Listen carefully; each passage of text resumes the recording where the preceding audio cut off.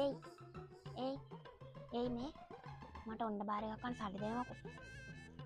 ඇයි සම්සේ යතේ සල්ලි නැද්ද? සල්ලි තියෙනවා නම් ඔහෙකින් ඉල්ලන්නේ මේ මං ගිහින් අරන් යනවනේ. හරි ඉතින් චුට්ටක් ඉන්නවාකෝ.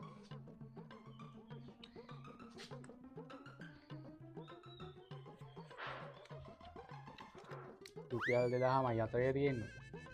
ඉතුරු සල්ලි අරන් එන්න හොඳේ. ඔන්න බාර ගන්න කන්න ඕනේ.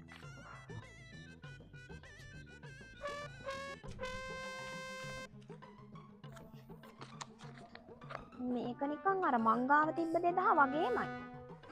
ඉක්මනට එනවා හොඳේ. මට මේ බයික් එක හදාගන්න තියෙනවා.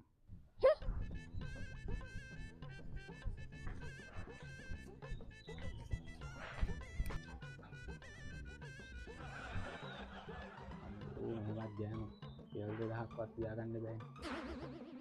ඕලං කරන්නේ නැතුව යනවාකෝ ඉක්මනට ගිහින් එනවාකෝ.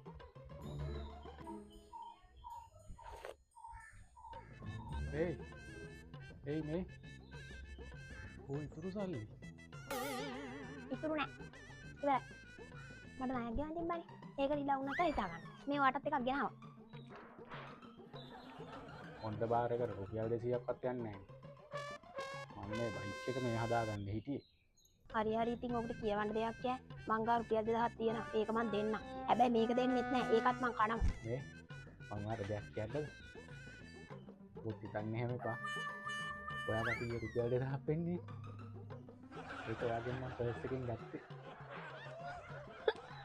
ඕක මට අම්මා ගානේ තියාගන්න කියලා. සල්ලි ඉතින් කවුද ළඟ තියාගන්න කිව්වේ? ඒකට තමයි බංකෝ තියෙන්නේ.